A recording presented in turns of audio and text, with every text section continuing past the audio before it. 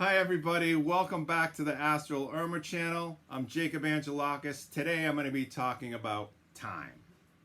Just like with everything we've been conditioned to learn that and taught and believe that time is something that happens to us. It's some external force that pulls us along a certain line, event after event. That's not really how time works, okay? Time doesn't pass. You do. Your consciousness does. Okay? It's not an independent force from yourself. It's a reflection and a byproduct of your own consciousness. Does that make sense? It's basically how your awareness moves and how it recognizes itself and measures itself within its own movement. Okay? So without time, you wouldn't even know that you existed because you wouldn't have that contrast. Remember, I said this a bunch of times before that we use duality and limitation in order to have experiences, and that's why we're here in the matrix right now, okay? So with that being said, without the perception of time passing, you wouldn't have sequences and you wouldn't even have your own memories.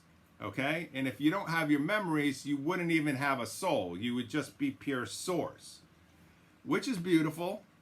But source is total unity. That means that there's no story, there's no growth, there's no expansion. So time, in a sense, is a mechanism through which consciousness gets to know itself. Okay?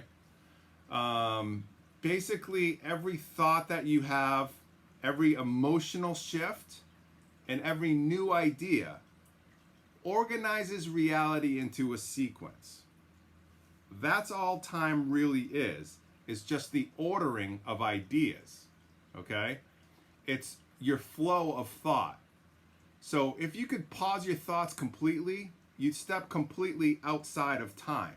And that's what happens in deep meditation and even in the astral. That's why you can go into the astral and have 3 days or hours and hours worth of experiences, and only a short amount of time has passed here on earth or while you're sleeping. Okay, it's also what happens in deep meditation. When you drop into stillness, then the mind stops projecting, and for an undefined moment you may feel like time has disappeared completely. All right, but really, it's just that your awareness has stopped animating the frames. So check this out. Everything you see, this moment, the room, the sound of my voice, is not actually moving. It's a still frame. And it's, in a sense, frozen in the ether. Okay? It's just that your mind is the projector giving it motion. You're basically flipping through snapshots in the ether. You're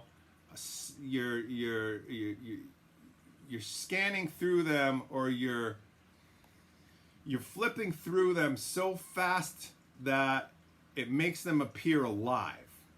Okay? Just like a movie. Okay? But here's the thing, the film strip already exists. Every frame, every possibility, every future moment, every past moment, they're all there coexisting. You're just scanning through them based on your focus and on your frequency. That's why your thoughts and your ideas are the real reality. Let that soak in for a moment, okay? Your thoughts and your ideas are the real reality. And without time, you wouldn't be able to perceive that, okay? That's why time feels different depending on what state you're in. When you're busy, it speeds up. When you're peaceful, it slows down. When you're a child, time feels endless because your mind is absorbing everything as new. But when you're an adult, it rushes by because you've basically automated most of your own perception already through all the programming. So in a sense, you've simply stopped noticing the details. So basically, we've been conditioned to stop noticing details. Okay, here's where it gets really interesting. The speed of your time is directly tied to how much data you're processing, consciously and unconsciously. The more information you integrate, the smoother the flow of time becomes. So from a higher perspective, faster data processing actually makes time slow down. That's why advanced civilizations can experience, more euphoria, more serenity, okay? They're not running faster clocks, they're running more awareness, okay? So when people say that time flies, obviously time is not actually flying, it's that your consciousness isn't keeping up, okay? Time is a mirror showing you where your focus is. And if you shift your focus, if you slow down, breathe, and bring yourself back into awareness, you'll notice that time obeys you, okay? To sum it up, time isn't your reflection. It's how consciousness perceives itself. Let's go a little bit deeper. Time isn't linear. It's not even a single flow. Time is a multi-dimensional sea of frequencies, and you're a point of attention within that. Every moment you could ever experience exists right now as a unique vibration in that sea.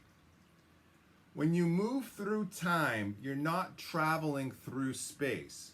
You're basically just shifting your frequency to match another part of the ocean. Does that make sense? This is why starships don't travel in the way that people imagine, okay? They don't move from point A to point B. I mean, sometimes do, but I'm not talking about the hyperspace, super advanced spaceships, okay? They use frequency modulation, which is basically the ship just adjusts its internal frequency to match the destination frequency, okay? When both match, the same ship, it doesn't arrive, it just appears there because it's become that harmonic, okay? Time is a frequency just like space is a frequency. And that's how temporal navigation works. It's a frequency alignment. Every coordinate in space has a temporal counterpart. So instead of thinking in 3D, X, Y, Z, you add a fourth vector, time. But it's not just one line. See, time has depth, it has direction. It's not forward and backwards, it's actually scalar. It's everywhere. So if you imagine the universe like a tesseract, which is a cube inside of a cube, each layer of that structure represents a different expression of reality, another possible when. And if you can move your consciousness through that tesseract intentionally, you realize that moving through time is no different than moving through space. It's just all a continuum of awareness, your awareness, all right? So basically every event and every decision, every lifetime, it's all encoded into this matrix as a fixed frequency point, all right? It's all fixed. You don't create your new futures. You tune into them. And your mind and your emotion and your choices are your navigation console. Okay? This is how you dictate where your consciousness goes and what kind of experience that you want to have. All right? Here's where it ties into your daily life. Every time you make a choice, you shift your frequency. Every thought you hold modifies your vector. When you act from fear, you tune into timelines that reflect fear. When you act from peace, you tune into timelines that reflect peace. Okay? Starships use base 12 mathematics to map those frequencies. Your consciousness does the same thing, just organically. Okay? This is how teleportation, and this is how you can move in the astral. You can actually move without moving your body. you know, the math is the same. The frequency, harmonics, creating patterns of reality. Okay? So when you're thinking about time travel, remember this. It's not about moving through years. It's about becoming resonant with another snapshot of existence. Okay? Another snapshot of experience. And once you realize that, you start to understand that time travel isn't science fiction. You've been doing it every day of your life. Every time you change your mind, you shift timelines. Okay? You are a point of attention of consciousness within the sea of frequencies. That's what everything comes down to, is these frequencies, consciousness, and ideas. So let me finish with this. You're not inside of time. Time is inside of you. It is a product of your consciousness. Each moment of your life is not a single unbroken line. It's part of an infinite field of possibilities that you're constantly tuning. Okay? Every decision, every emotion, every thought is a micro jump into another version of yourself. Okay?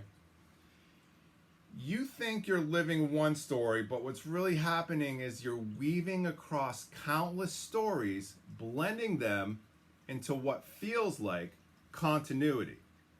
Okay?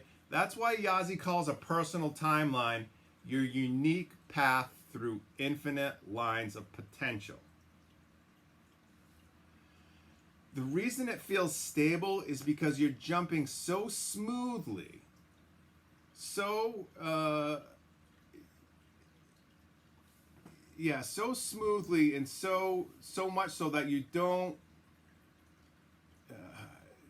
don't recognize it. Okay, it's like you don't notice the transitions. It's like a movie flickering so fast that it looks continuous.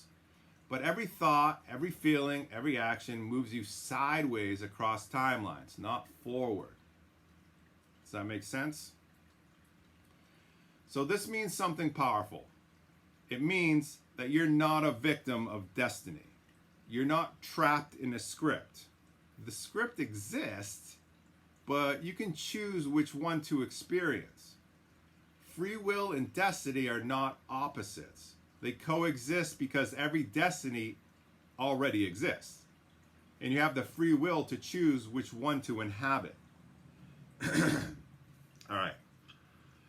So basically, the timeline you experience is the one that matches your frequency. Okay?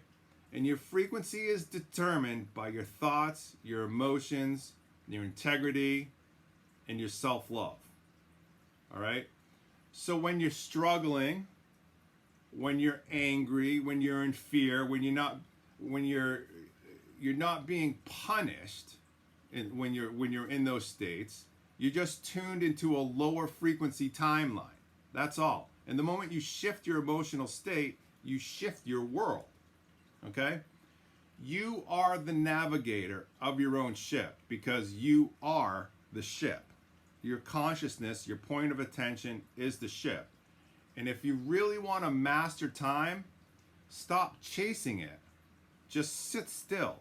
Feel it moving inside of you. Watch how it stretches and contracts depending on what you believe, what you have your point of attention on. Play with it. You know, when you realize that time doesn't flow, but that you do, then everything changes. You stop fearing aging, you stop regretting the past, you stop worrying about the future. Because you see it for what it is. A dream you're animating in sequence. Okay, so next time you ask what timeline you're on, remember this, you're not on one. You are one.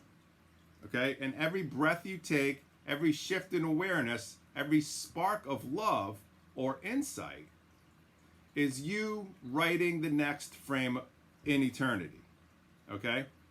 So you are time, you are consciousness, you are this point of attention of consciousness, and time is you. You are the time. Okay? So I hope that clarifies a few things, and I hope that makes sense. If you guys want one-on-one sessions, you know I'm available.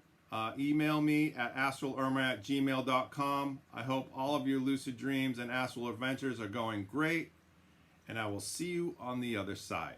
Thank you for watching.